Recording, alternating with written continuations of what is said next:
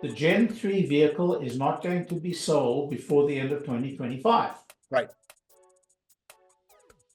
You got 3 massive factories, 4 massive factories if you include Fremont, pumping these things out.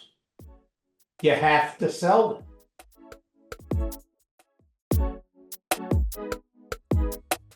With all their price discounts, with all the dropping of the price, with all the, tearing of the hair, they're still earning a higher margin than all these other vehicles that are priced similarly to them in the marketplace.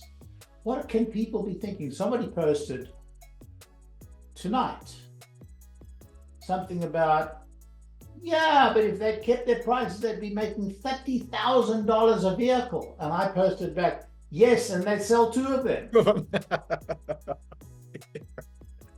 They'd be selling as many as Lucid. That's the point. So, it was one thing when they were unique. Nobody was making anything like it. Everybody had to have one. There's no doubt that the early adopters really stretched themselves to buy those cars.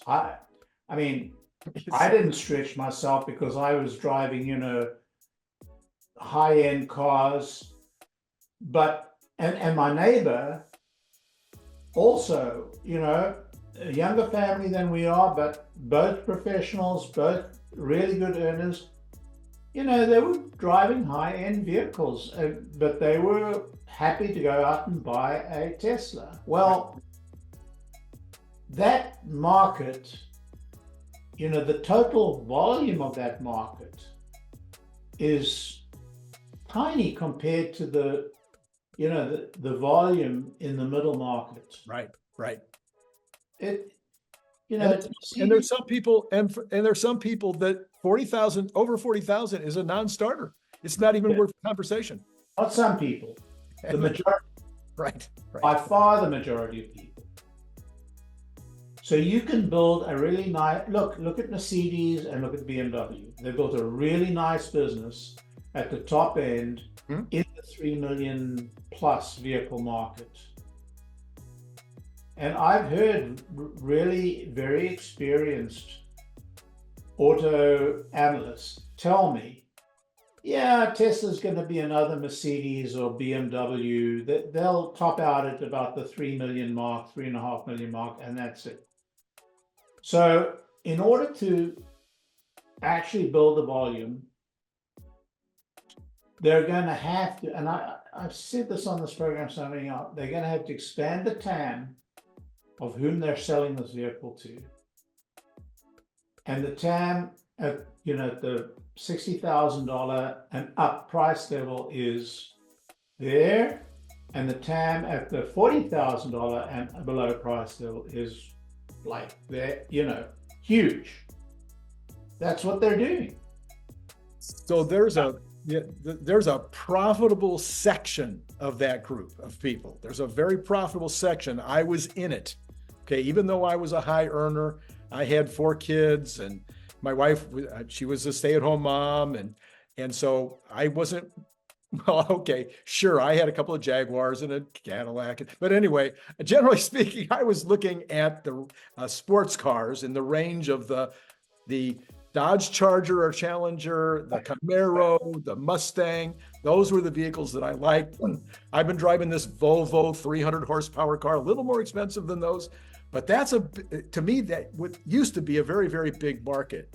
All of a sudden, Tesla's coming out with their Model 3 Performance, which is either going to be a Plaid or it's going to be a ludicrous. Not ludicrous. Ludicrous. There's nothing faster than a Plaid. You can't. So the model, the S is a Plaid, right, and the X is a Plaid, but this will be a ludicrous because they have 3 motors, right. So the performance, what was the performance of the 3 is going to be a ludicrous.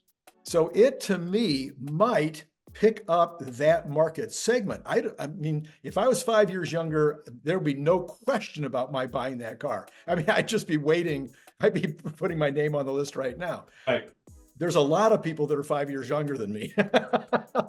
Is there still a market for the performance? And if it could be, it'll sell very well. Yeah. So that could be a profitable addition to a very profitable addition to the line. Sure. Yeah. Sure. I mean, look, Tesla is straddling the high end and the middle market.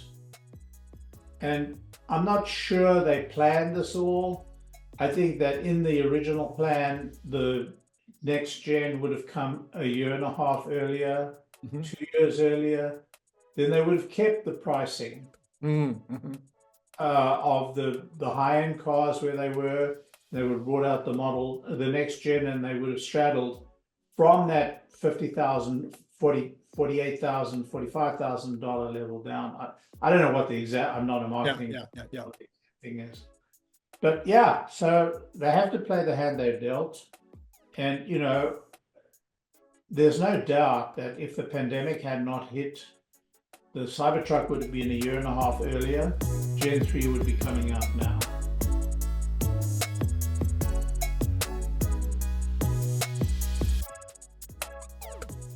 If you happen to be a big fan of the Cybertruck, you might also be interested in this super fun Cybertruck refrigerator magnet and bottle opener.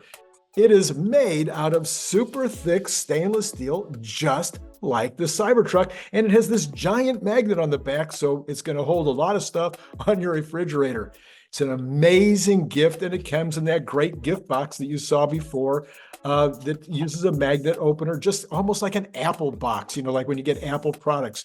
You can buy it on Amazon for $29.95, or you can buy it direct from me by sending $25 to paypal.me/Randy Kirk, all in lowercase letters.